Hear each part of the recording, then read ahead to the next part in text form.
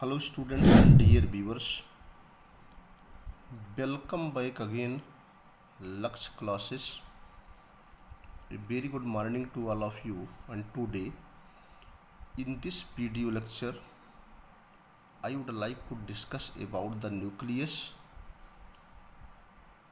along with their structure and function. So the first of all, today I would like to provide the brief or detailed information regarding the nucleus with their function. प्रिय विद्यार्थियों, आज के इस lecture में आज के इस topic पे हम बात करेंगे न्यूक्लियस क्या होता है, न्यूक्लियस की संरचना क्या होती है, कितने तरह के न्यूक्लियस होते हैं और उनकी फंक्शंस क्या हैं. As the name indicated, nucleus is also known as karyon. याद रखिएगा, न्यूक्लियस का जो दूसरा नाम है वो karyon. Nucleus is also known as karyon. Nucleus discovered by Robert Brown in the cells of orchid plant. Nucleus की खोज जो है, nucleus was discovered by Robert brown. Nucleus की खोज रॉबर्ट ब्राउन के द्वारा हुई थी. किसमें हुई थी? In cells of the orchid plant. Orchid plant का जो पौधा होता है उसकी सेल के अंदर in 1831. So the first and most important information regarding the discovery of the nucleus is that the nucleus was discovered by Robert Brown in orchid plant, or you can see in orchid plant cell in 1831. तो सबसे पहले nucleus की खोज 1831 ईस्वी में Robert brown के द्वारा orchid cell यानी ऑर्किड प्लांट में की गई. Each nuclei arise from pre existing nuclei. ये बहुत इंपॉर्टेंट लाइन है. प्रत्येक न्यूक्लियस जो होता है, प्रत्येक जो न्यूक्लियाई होती है, एराइज माने उत्पन्न होती है, फ्रॉम माने से, प्री एग्जिस्टिंग माने पहले से निकली हुई किससे? न्यूक्लियस से. प्रत्येक न्यूक्लियस की उत्पत्ति, प्रत्येक केंद्रक की उत्पत्ति अपने पहले से उत्पन्न हुई न्यूक्लियाई के द्वारा ही होती है. Nucleus is the control centre of a cell.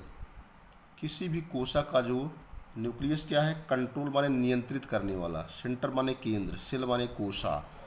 किसी भी न्यूक्लियस जो होता है, जो केंद्रक होता है, वो किसी भी सेल का कंट्रोल सेंटर होता है.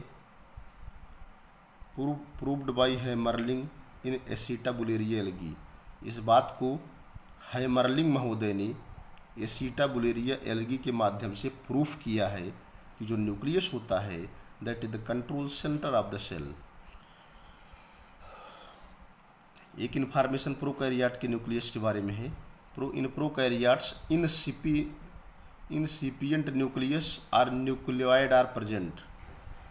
जो प्रोकैरियोटिक सेल होती हैं उनमें इनसिपिएंट न्यूक्लियस होता है, अल्प विकसित न्यूक्लियस होता है, अथवा दूसरे शब्दों में कहेंगे कि वहाँ पर न्यूक्लियोइड पाया जाता है.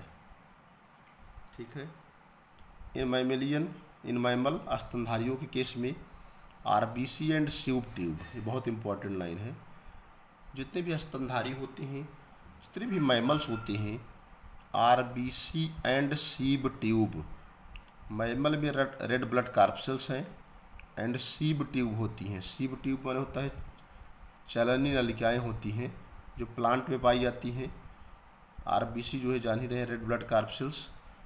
तो मैमल की आरबीसी में और प्लांट के सीब ट्यूब में न्यूक्लियस जो होते हैं वो एब्सेंट होते हैं. ठीक है, आगे बढ़ते हैं. अब नंबर की बात करें कि डिफरेंट ऑर्गेनिजम्स में what is the situation of the number of nucleus. अगर नंबर की बात करें तो number of nucleus varies from 0, 1, 2 to many nuclei. अगर न्यूक्लियस की संख्या की बात करें तो नंबर ऑफ न्यूक्लियस जो है वो घटता और बढ़ता रहता है. 0 से लेकर के 1, 2, 3 और बहुत सारे हो सकते हैं। नो न्यूक्लियाई, कुछ ऐसे केसेस में जहाँ न्यूक्लियस पाया ही नहीं जाता है, उसको कहते हैं इन्यूक्लिएटेड। ई माने एग्जम्प्टेड, जिसमें न्यूक्लियस ही ना हो, मीन्स एब्सेंस ऑफ न्यूक्लियस। तो ऐसी सेल जिसमें न्यूक्लियस ही ना हो, ठीक है। एग्जाम्पल है मेच्योर मैमेलियन आरबीसी, जो परिपक्व स्तनधारियों की आरबीसी होती है, मेच्योर मैमेलियन आरबीसी है। सीब ट्यूब ऑफ प्लांट है।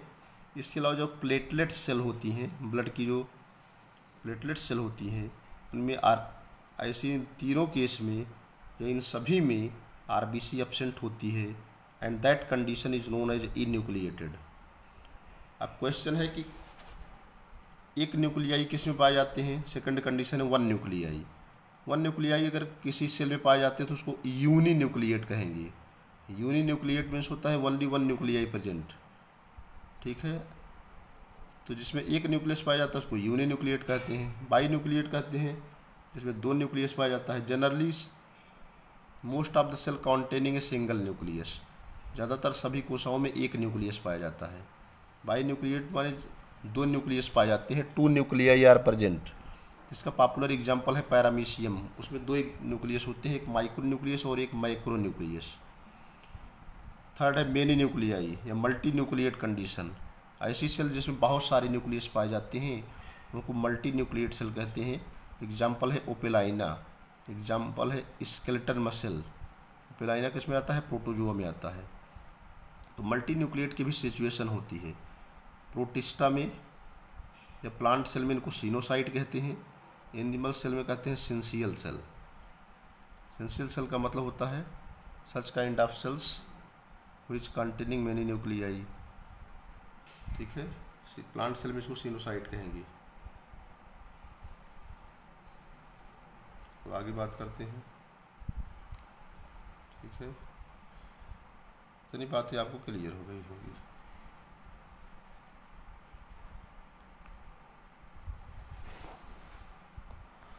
पोजीशन की बात कर लें। पोजीशन का मतलब होता है जो न्यूक्लियस है सेल में कहाँ पाया जाता है, किस स्थिति में पाया जाता है। Centre in the animal cell. अगर हम पोजीशन की बात करें तो जो न्यूक्लियस होता है वो एनिमल सेल के एकदम सेंटर में होता है, एनिमल सेल के एकदम बीचों बीच में होता है। इकसेंट्रिक इन प्लांट सेल। इकसेंट्रिक मतलब होता है away from the centre, centre से दूर पाया जाता है, किनारे की तरफ पाया जाता है। किसमें? प्लांट सेल में। मतलब बहुत किनारे नहीं होता है। इकसेंट्रिक माने होता है away from the centre, centre से दूर। Peripheral in the adipocyte. Peripheral माने किनारे किनारे पाया जाता है। एडिपोसाइट का मतलब होता है लाइपोसाइट अथवा fat cell composed of adipose tissue. ऐसी कोशिकाएं में वसा की मात्रा ज़्यादा होती है, लाइपोसाइट होती है, उनको फैट सेल कहते हैं या एडिपोज टिश्यू कहते हैं। एडिपोज टिश्यू माने फैट स्टोरिंग टिश्यू, ठीक है। बेसल माने होता है आधार में। बेसल में पाई जाती है कॉलमनर सेल में, स्तंभाकार कोशिकाओं में। अब न्यूक्लियस के शेप की बात करें तो शेप सर्कुलर होता है, ओवल भी होता है, ठीक है। ओवल पाया जाता है स्मूथ मसल में। आगे हम कंटिन्यू करते हैं, ठीक है। Now let us move forward. Next देखिए, इसी पे हम कंटिन्यू करते हैं। आगे है न्यूक्लियस की शेप। अगर शेप ऑफ द न्यूक्लियस की बात की जाए, if we have to discuss about the shape of the nucleus, then we have to be keeping in mind that nucleus के जो शेप होते हैं वो वेरियस टाइप्स के होते हैं। शेप में भी वेरियस शेप में भी विभिन्न प्रकार की इनकी जो है आकृतियाँ मिलती हैं। जैसे हार्स शू शेप्ड, घोड़े की नाल जैसा पाया जाता है वर्टिसिल एरिया में। बाइलोब्ड, द्विपिंड वाले न्यूक्लियस पाए जाते हैं एसिडोफिल सेल में। ट्राइलोब्ड, तीन लोब वाले न्यूक्लियस पाए जाते हैं बेसोफिल सेल में। और 1, 2, 3, 4, 5 बहुत सारे लोब्ड वाले मल्टी लोब्ड जो शेप होते हैं वो पाए जाते हैं न्यूट्रोफिल सेल में, ठीक है। ये सिचुएशन हो गई। आगे बात करते हैं नोट इम्पॉर्टेंट है, in all the above mentioned shape, ऊपर दिए गए जो शेप हैं, the most common shape is the circular, सबसे जो कॉमन शेप है, जो सर्वाधिक पाया जाने वाला शेप है वो है सर्कुलर। ठीक है, this is the structure of the nucleus. बहुत ध्यान से देखिएगा, ये न्यूक्लियस की संरचना है। इसमें देखिए सबसे बाहर की ओर देखिए आउटर दो मेम्ब्रेन है, एक नीचे है एक ऊपर है। बाहर की ओर है आउटर न्यूक्लियर मेम्ब्रेन और नीचे की ओर है इनर न्यूक्लियर मेम्ब्रेन। ये नीचे वाली ये यहाँ नीचे है, यहाँ पे आ जाएगी, तो इनर न्यूक्लियर मेम्ब्रेन। तो दो न्यूक्लियर मेम्ब्रेन होती हैं। If we are going to study about the structure of the nucleus, then we have to be keeping in mind that this is the outer nuclear membrane and this is the inner nuclear membrane, and both these two membranes are known as karyotheca। कायरियन बराबर होता है nucleus, theca means होता है membrane. तो बाहर होती है outer nuclear membrane, अंदर होती है inner nuclear membrane. Outer nuclear membrane और इनर न्यूक्लियर मेम्ब्रेन को मिला के कहते हैं कैरियोथीका। अब देखिए इसके ऊपर देखिए राइबोसोम्स लगे हैं।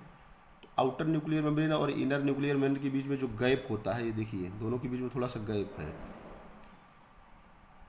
The distance between the outer nuclear membrane and inner nuclear membrane, are you can see the gap between the outer nuclear membrane and inner nuclear membrane is known as peri nuclear space.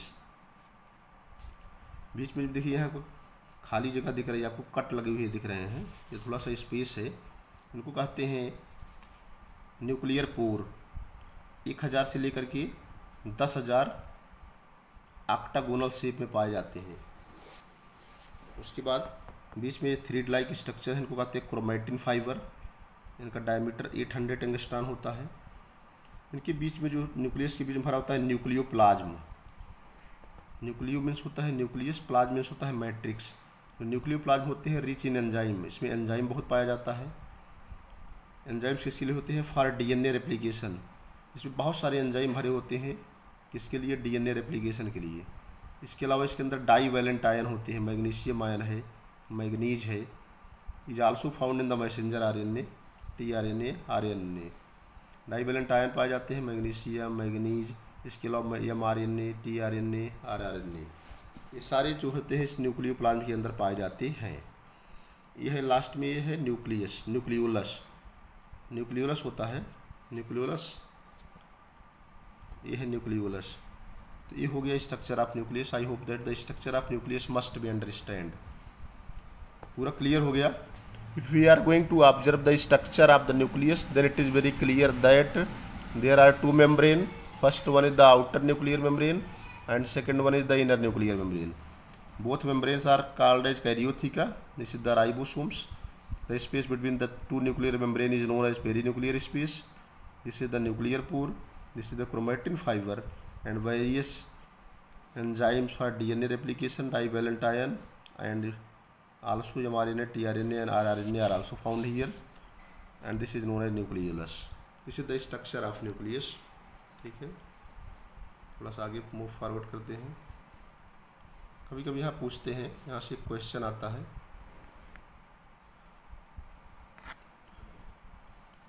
यहाँ से question आता है जैसे ये outer nuclear membrane है, ये inner nuclear membrane है। भाई 4 चीज़ों से बना होता है न्यूक्लियस। पहले तो न्यूक्लियर मेम्ब्रेन होती है। ये we are talking about the composition of the nucleus. Then the first one is the nuclear membrane. सबसे पहले क्या होती है? न्यूक्लियर मेम्ब्रेन होती है। तो न्यूक्लियर मेम्ब्रेन देखिए, न्यूक्लियर मेम्ब्रेन के अंदर पाए जाते हैं न्यूक्लियर पोर, आपको पता ही है। Nuclear pores are found in nuclear membrane. तो ये जो न्यूक्लियर मेम्ब्रेन होती है उसके अंदर न्यूक्लियर पोर पाए जाते हैं। ठीक है, अब देखिए, ध्यान दीजिए, we have to be keeping in mind that they are found.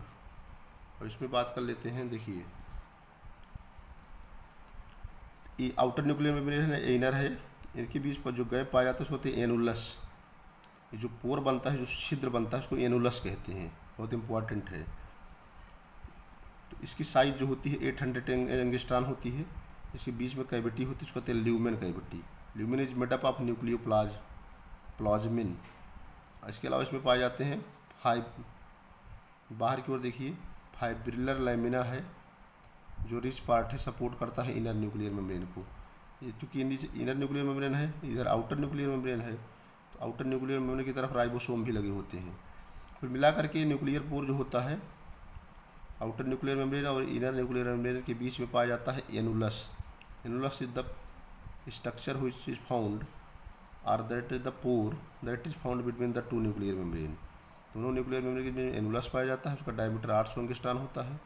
बाहर अंदर की ओर जो इनर न्यूक्लियर मेम्ब्रेन होती है उधर ल्यूमेन पाए जाते हैं, उधर की तरफ ही पाए जाते हैं, नहीं मतलब इनके बीच जो गैप होती है उसको एनुलस कहते हैं। एनुलस के बीच बीच में ल्यूमेन मिलते हैं और इनके बीच में जो है बाहर इनर न्यूक्लियर मेम्ब्रेन की तरफ आ जाते हैं फाइब्रिलर लेमिना, ठीक है। ल्यूमेन जो होते हैं न्यूक्लियो प्लाज्मिन से बने होते हैं। न्यूक्लियर पोर का डायमीटर 800 एंगस्ट्रॉन होता है। Let us we move forward, अब आगे बढ़ते हैं, ठीक है। थोड़ी सी बात और करते हैं, ये लगभग कंप्लीट होने वाला है। अब हम बात करते हैं आगे, ठीक है। अब हम बात करते हैं shape of the nuclear pore.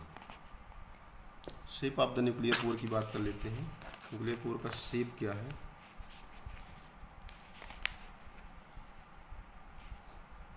Shape of the nuclear pore क्या है? ऑक्टागोनल है। Number of nuclear pore is 1000 to 10,000 nucleus. Nuclear pore की संख्या जो होती है प्रत्येक न्यूक्लियस में 1000 से लेकर के 10,000 होती है। न्यूक्लियर पोर जो होते हैं किस तरह के होते हैं? ऑक्टागोनल होते हैं। सेकंड कंपोनेंट है न्यूक्लियस का न्यूक्लियोप्लाज्म। न्यूक्लियोप्लाज्म, न्यूक्लियो मीन्स होता है न्यूक्लियस, प्लाज्म मीन्स होता है मैट्रिक्स, वह द्रव्य जो न्यूक्लियस के अंदर भरा होता है, that is known as nucleoplasm.